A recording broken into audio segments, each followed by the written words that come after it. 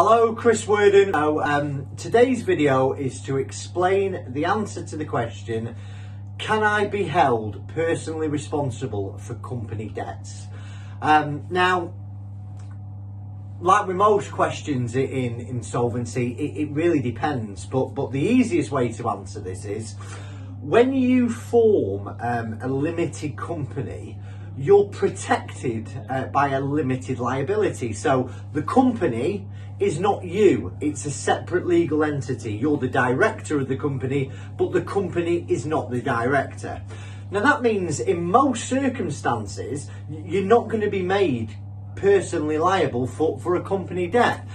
But there are circumstances where you may be held personally liable. For instance, if you've signed a personal guarantee for the company, and then if the company closes, whoever you've signed the personal guarantee with will then pursue you personally for the company debt.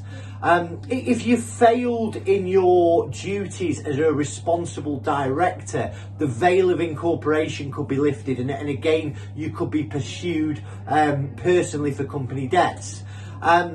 If you have an overdrawn director's loan account, I've done videos on this previously, but if you have an overdrawn director's loan account, essentially you owe the company money and you will then be pursued to pay that money back to the company if you have to close the business.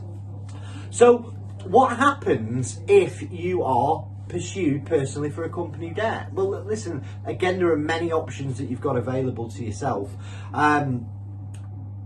You can go into insolvency. If you can't afford to pay the company debt back, then the first thing that you want to try is try and negotiate a settlement to pay the money back over a period of time. There are things like debt management plans that you could enter to sort of keep your creditors at bay.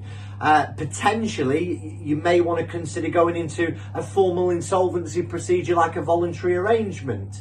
Or if none of those options work, sadly, one of your creditors may force you into bankruptcy, or you may decide to file for bankruptcy yourself.